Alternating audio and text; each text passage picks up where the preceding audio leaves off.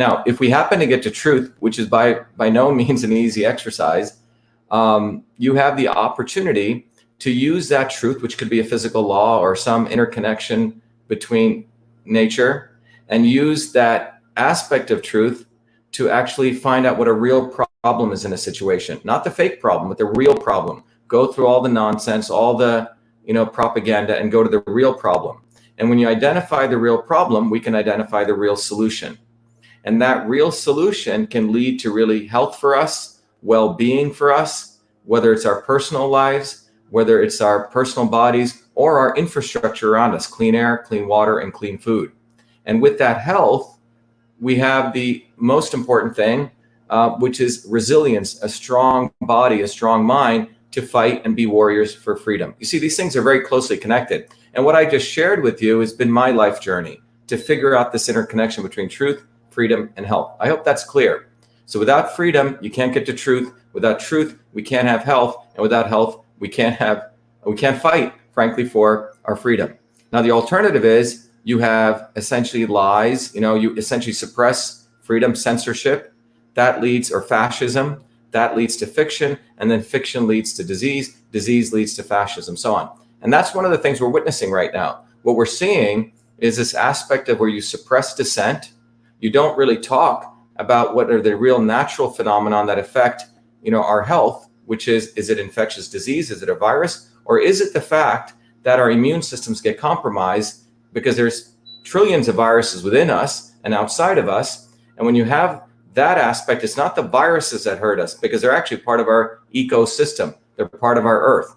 It is a dysfunctional immune system. That's what the truth is. And with that understanding, we can go to health. And that health means what are the things we can do to support our bodies? Well, one of them is what do we put into it? And part of that is what is the quality of what we put into it? And then that means we have to make very important personal decisions of what we decide to put into our bodies, but also who do we choose to represent and lead us? Do we keep choosing lawyers and lobbyists who are incompetent, who don't know science, who don't know engineering, and even some of them, what I call the not so obvious establishment, who've been involved in these movements for either helping the earth for many, many years, who built careers out of that. And they are part of the not so obvious establishment, which never goes to the root of the cause. And I'm going to give you a few examples to make this a little more real, particularly on today. And so what you end up happening is we go through a cycle in that model of where we never get to the truth. People are spinning their wheels. We get more dirty water, we get more dirty food, and we got more dirty air. Because we allow ourselves to be fooled by lawyer, lobbyists, and a set of people who do not have the intention of really getting to the heart of the truth. So let's take something like the current developments we know about quote unquote climate change. Let's talk about that. Obviously, everyone, probably every human being wants clean air, clean water, and clean food. All of us do. I don't think anyone would be against it. My journey to that, just to give you by way of example, when I was a 14-year-old kid, some of you may know I helped women who were secretaries. This is in 1978, who used to use paper, and they used to use carbon paper, which was quite toxic, a lot of processes. And they used to write this thing called a memo. I was a guy as a 14-year-old kid who converted that entire system. Now, albeit I didn't know that I was actually solving an environmental problem, but I converted the entire interoffice mail system into the electronic version in 50,000 lines of code as a 14-year-old kid. And I named that system email. And later on, I went to get the first US copyright recognizing me as the official inventor of email. But the reality is a technology like that, which started, frankly, to help women go from the typewriter to the keyboard, resulted in, well, some people may argue that we all have to now deal with email. It's a deluge, but it really reduced the amount of paper needs we needed. But that journey for me even goes farther back. You see, I grew up in India where my grandparents were traditional farmers, sustainable farmers. There was no pesticides. There was not even the notion of organic because everything was organic. And in that village environment, my grandparents were essentially the people who farmed, grew coconut, grew rice, but they did it sustainably. And that's where I learned a great appreciation, not only for the earth, because, in the villages that I grew up in, there was no running water, there's no electricity. You grew up in a very primitive environment, but it was a very healthy and connected environment. And in that environment is where I learned about traditional systems of healing, what it means to be connected with nature. These were essentially the way people lived. You didn't really have to think about it, but that's what that's when I got inspired to understand natural medicines. But I also got inspired in an ironic way because I grew up as an untouchable in an Indian caste system to also want to understand politics. And in those kinds of worlds, because you are living in a condition, truth matters. You're living in a situation where you don't have time to get fooled by people. So that was my arc of my journey as I came to the United States, started working at a medical school where I invented the first email system, came to MIT, went in and out, did 4 different degrees, always interested in healing and medicine. But I found it quite unfortunate that Western systems of medicine really came out of war. They did not come out of understanding the body as a system. They were intended for crisis management, not really for focus on helping understand the body as a whole. So finally, in 2003, that journey led me back to MIT, where a new field called systems biology came. And systems biology basically said, you know what? The old model of medicine where we think genes are the things that cause all disease are not correct. What we need to do is we need to take a systems approach. And that resulted in some very, very important innovations. One was CytoSolve, which is a technology which helps us understand at the molecular level how things work. Fortunately, we were able to use this technology to look at genetically engineered foods. It was quite radical. I remember in 2014, there was an article in the MIT newspaper. In fact, it was a front page of the MIT Technology Review, which said, buy fresh, buy GMOs. Buy fresh, buy GMOs. It was making fun of the environmental movement for buy fresh, buy local. And I looked at this and I said, wow, this is pretty odd. This is on one of the most prestigious science magazines. And as you read the article, it was filled with essentially propaganda for Monsanto, filled with fake science saying that the poor, dark people of India and Africa so needed, Monsanto and Bill Gates and Hillary Clinton, that it was time that we help these poor folks and they need genetically engineered foods. Well, what we did was I used this technology and we modeled all the molecular pathways of all the metabolic processes in plants. And what we discovered was when they do genetic engineering, for example, of soy, the plant actually undergoes an oxidative stress. It upregulates formaldehyde and it downregulates glutathione. So the plant is actually not the same as the organic version. However, the big scientists, Bill Gates, Hillary Clinton, these kinds of people, left and right, were pushing forward the theme that genetically engineered foods are no different. So why am I talking about this? I'm talking about this because we're at a very important point in human history where we all recognize that there's something called fake news, but there's something even more insidious than fake news. It's fake science. The academic establishment of today does not serve you or me. They essentially take large amounts of money, particularly in the biological sciences, and they watch which way scientific consensus goes. So getting back to truth, freedom, and health, let's talk about climate change, okay? It's a very, very important topic. We all want to lower pollution. I believe that's something that brings together, whether you're for the First Amendment or the Second Amendment, whether you're for whatever you're for, everyone can agree we want to lower pollution. And I want to share with you the extreme way in how this very important issue has been manipulated by the not so obvious establishment. So when we want to address pollution, what did we actually do? There was something called the Paris Accords. And I'm not sure how many of you have actually gone through it and read it, which I have. What people do not understand is that all the celebrities, all the Kennedys, all the Democrats, all the positive Republicans, all of them got behind this thing called the Paris Accords. And if you actually go read the Paris Accords, it allows India to double its pollution and it allows China to double its pollution. China at the time of signing the Paris Accords was at 11 billion metric tons of carbon, of pollution, 11 billion metric tons. Most people don't know the Paris Accords incentivizes China to double their pollution up to 22 billion. Okay? So when you actually look at it and you read it, everyone gets all excited. But when you actually look at it and you read it, there's no actual benefit to that. China can double their pollution. And then what happens up to 2030? What happens in 2030? Well, in 2030, they have to buy carbon credits to offset their pollution. Well, those carbon credits are traded on the stock market with guys like Al Gore, who's part of an elite, they take advantage of you and I. They take advantage of good causes and they malign it. It's quite evil. And those carbon credits are owned by people like him and others. And when the Paris Accords kicks in 2030, China and other countries will have to buy carbon credits. Well, you know what? There's a limited number of carbon credits. What happens when there's limited supply and high demand? What happens to price? It explosively grows. So some people become trillionaires. And in the midst of all of this, CO2 is blamed as a pollutant. Well, CO2 is not a pollutant. Sulfur dioxide is, lead is. There's many, arsenic. These are pollutants. Today, we have nearly 7 to 10 million people per year who die of one of the most awful things, which is, air, COPD, lung disorders. My mom was a victim of that. She died of pulmonary fibrosis. When we first came here, she worked in a factory with all sorts of toxins in it. So this is very personal to me. But what I can tell you is, if you really follow this arc from freedom, truth to health, if anyone questions this issue about CO2, you're called a climate denier, very much like a Holocaust denier. And many of those people want to lower pollution. So we've once again split the world into left and right, pro CO2 and anti CO2, but we do not address the fundamental issue, which is to lower pollution. That's not what the Paris Accords does. And I give you that example because if we continue down this path of scientific consensus, and if we continue down this path of the not so obvious establishment, which by the way, never wants to address the problem, they essentially look for any issue, be it cancer, be it vaccines, be it climate. What can they get out of it? How can they manipulate us? How much money can they make? So in the case of climate change, we all agree we want to lower pollution. That's not what the Paris Accords does. If you look at the issue of immunization or immune health, we all want to have powerful, resilient immune systems.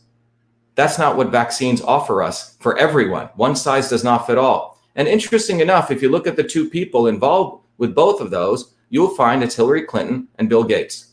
Both of them consistently. And somewhere in there is Al Gore hanging around. It's the same set of people who promote fake science, making us believe naively that they're fighting in our interests.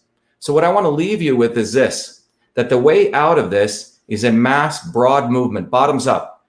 Look, Hollywood celebrities and the Kennedys and all these people, in my opinion, they've actually hurt us. They've brainwashed people into outsourcing our activism to them.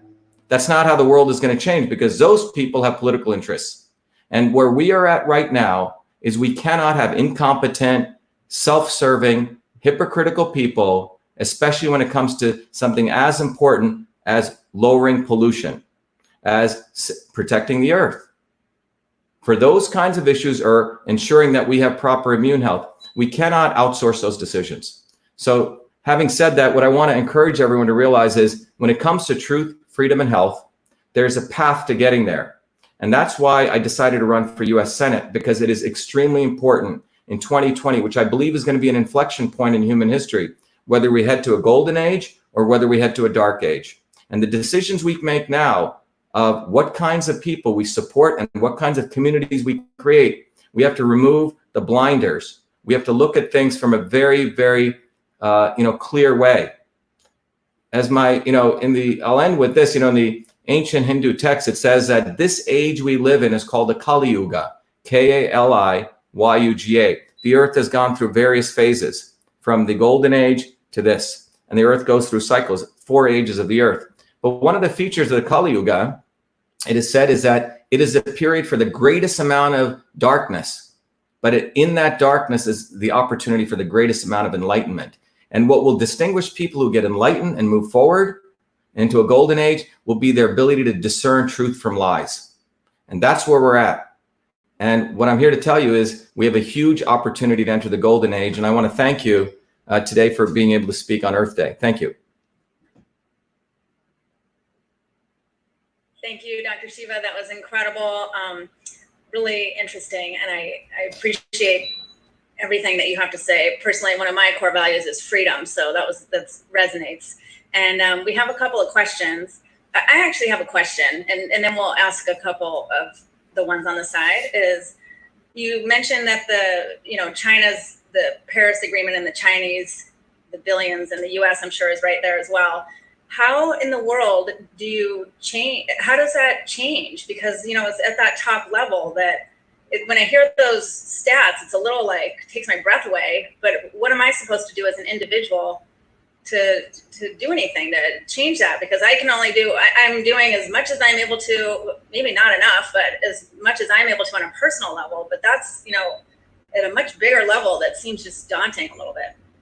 Well, I think the first thing everyone can do, which is what I've been doing through education for most of my life, is I decided to, you know, about I think 7 years ago when I got back from India after Fulbright, I realized that one of the most important things that I could do as an educator, was very fortunate to get all this education, is educate you on what I call a systems approach to understanding interconnections among things. What's a systems approach? Remember the old story of the elephant? The king brings 6 blind men into his court. It's a very famous story Buddha tells, where the king brings the elephant and he has the blind men touch different parts of the elephant. So one man touches the tail, and he thinks he's touching a rope. The guy who touches a tusk thinks it's a spear. The guy who touches the trunk thinks it's a hose, and so on. They all have a blinded view of reality, and none of them see the elephant. So that's called reductionism in science. Those in power always use reductionism to create fake science, some fake truth. However, the opposite is what's called systems approach. A systems approach says the ankle bone's connected to the foot bone, and I'm going to see the whole picture. So there's a methodology in science called systems thinking. In fact, the ancient systems of Indian medicine, if you've studied Ayurveda or these things, they were actually a systems approach. The problem is many of those teachings, people can't decipher. They don't know what they're actually saying. So for my Fulbright work in 2007, when I went back to India, I was able to decipher the language of those systems of medicine. It turns out it's actually an engineering systems approach. The words that they use in Indian medicine to describe the body actually match the same words that we use when we start describing a control system in an airplane. Okay?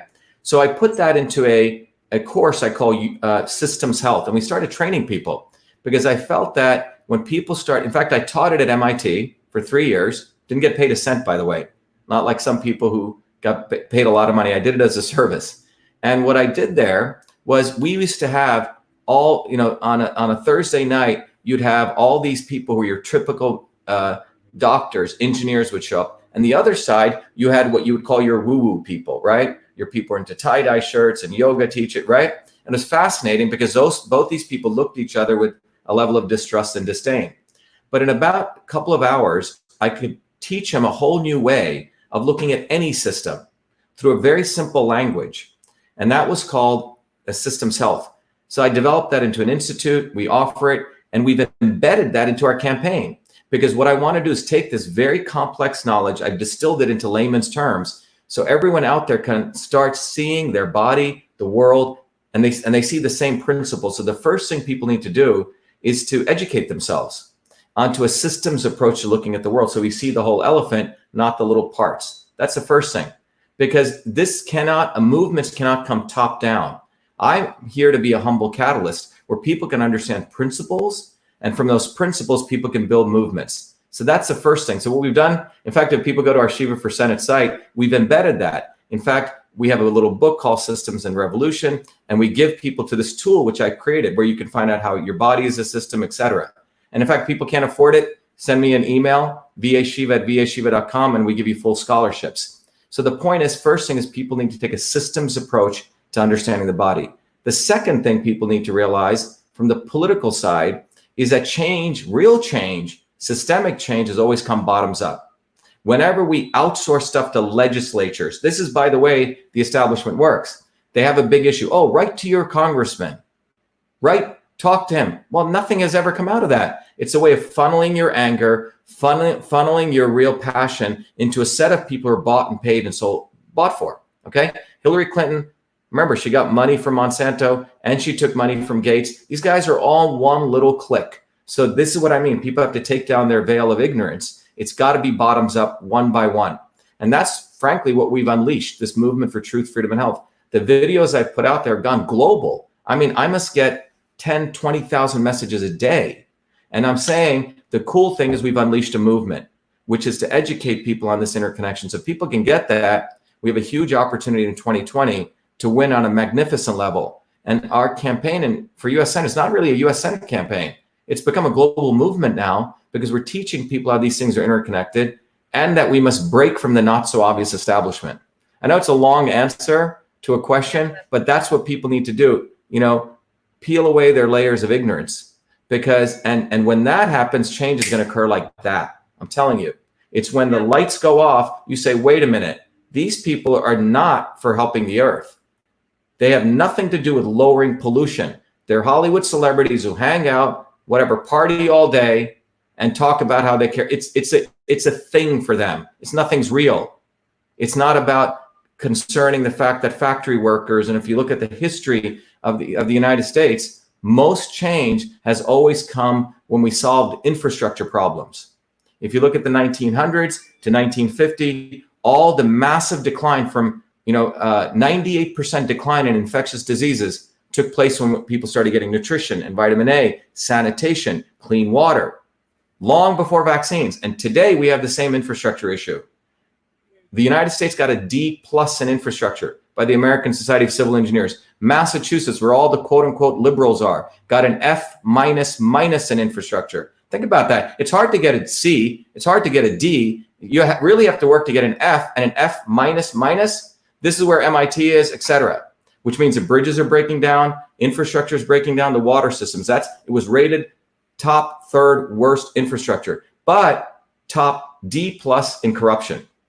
And that's what we have today. We have incompetent, foolish lawyer lobbyists, Democrats and Republicans. Particularly, you got to watch out for those people who say they care for the earth. Okay? Particularly those people, because they're the not so obvious establishment. Particularly those people claim that they're in Congress for 20, 30 years cleaning up the water when the waters are getting worse. It's a big sham. So that's what I want to entertain people. Wake up. Find out who your real brothers are. They're people at the bottom, not from the top. So, Dr. Shiva, that's really, really great. And just because I love the way that you're flowing with the way that you're talking, I just want to keep feeding you some questions. And, one of the things that you had talked about was growing up with a grandmother who you learned she could read. I remember you saying she could read people's faces and diagnose them. So this is kind of a combination question. My question I have and a question that somebody else gave. The question was knowing about your grandmother. So we heard your grandmother's healing made a huge impact on your life. What are some of the most powerful teachings, and how do you utilize the teachings to make a world a better place? So that's part of the question. And then my question is you had a grandmother and you had access at a very young age to learn a lot of the things that you're talking about. And in the world of fake news, myself as an individual, how do I learn what you're learning? Like, how can I differentiate between, now you're speaking so powerfully, so you're super believable, but then somebody else goes and checks out something else and they're speaking so powerfully, so it's so believable. How do I as an individual discern what I want to find out is right and true? Because not all of us have grandmothers like you who can teach us the things that you have been taught. So how do we integrate that, the way that you integrated Western medicine and Eastern medicine? How do we find the answers for ourselves? Yeah, it's a great question. Look, I think you made a very interesting point. I think was, in retrospect, profoundly fortunate. You see, I grew up in two Indias as a child in those formative years until I was 7. One India was the city of Bombay, which was like New York on steroids. But then I had this other opportunity to go to this deep South Indian village, which is like literally, the example I've talked to some of my friends is being in New York and then going to the depths of some place down in Mississippi, right? It's that difference, two worlds I grew up in. So I had this opportunity to literally grow up in these two worlds and had to think about how I integrated those contradictions. The other aspect is, that environment that I grew up in was an environment which was filled, it's the simplest way I can say it, was filled with tremendous amount of love and integrity and this total connection to truth. And if you believe in God, this, the concept that life is ephemeral, that ultimately there's something that lives beyond us. This was always there, always. My grandmother would start channeling, but she was a hardcore farmer. It wasn't, the spiritual worlds and the physical worlds weren't separated. It wasn't like, oh, I'm going to a yoga retreat now, and I'm going to, that sort of new age world, which in some ways is disconnected from the hardcore reality of working with your hands and having to put money on the table, to survive and having to deal with the elements. These things were fully integrated. So we have a disintegration that's taken place. And part of, I think, the opportunity people have is that the videos I'm putting out there is not me. Do you know that when I do a video, I don't even know what I've said? And I haven't shared this with too many people. They come from a place that goes beyond me. They come from people who gave me something that I can't even describe in words until you've experienced that. So what I want to share with you, when I put out content, when you see me getting upset and angry, that comes from a millennia of people who've suffered. So I could get to this point. And so what I'm telling you is we have a big fortune, because in that content I'm putting out, you're connecting back to my grandmother. You're connecting back to my great grandfather, who was an indentured servant, you know, who I saw in the fields, you know, rip muscles at the age of 93 working. And then when he died, my great grandfather, he called everyone together and he said, I'm leaving now. And he went into what's called Padmasana and he left. But he told everyone, look, I have no debt. And he took care of everything and he went to sleep and that was it. So they had a way of executing life which was profoundly pure. That's all I can say. So I'm saying when you see the content I'm putting out of this talk, it's not me. You're getting with me a whole basis of people's suffering and lives, and not only my grandparents, but working people that grew up in New Jersey. And those people were committed not only to the earth, but committed to doing everything with excellence. And they were working people. That's the advantage we have today. There are still people who work with their hands, the plumbers, the electricians, the nurses. And what I can tell you is the people who are connected to work and not cheating, the lawyers, lobbyists, and the Al Gores and all these people cheat all day. That's what the future of this world will rest on, because there's still more people of that than there are the people who can cheat. What we need to do is need to move into the space where we value ourselves. And that valuing of ourselves is in spite of all the quote unquote brainwashing and opportunities and all the glimmers of stuff that comes, that we stay into that truth, which is ultimately we're connected to the earth. Ultimately, what matters is the nuts and bolts of reality. It's not moving a contract around or manipulating stuff, which is what these lawyers do. And I think if we can connect, you know, if you have family, if you have friends who frankly I love talking to working people, right? Because they have a common sense to them. You don't have to go to MIT to understand that common sense. Dr. Shiva, thank you so much. And order for time, we got to get moving, but I really appreciate everything that you've had to say. Thank you so much. Sure, you're welcome. Today. And if anybody wants to keep checking out with him, you can check him on all of his social media channels, which we will share after this event. And we're just going to move on. But thank you so much, Dr. Be well. Shiva. Thank you. Be the light. Thank you. Be well. Thank you.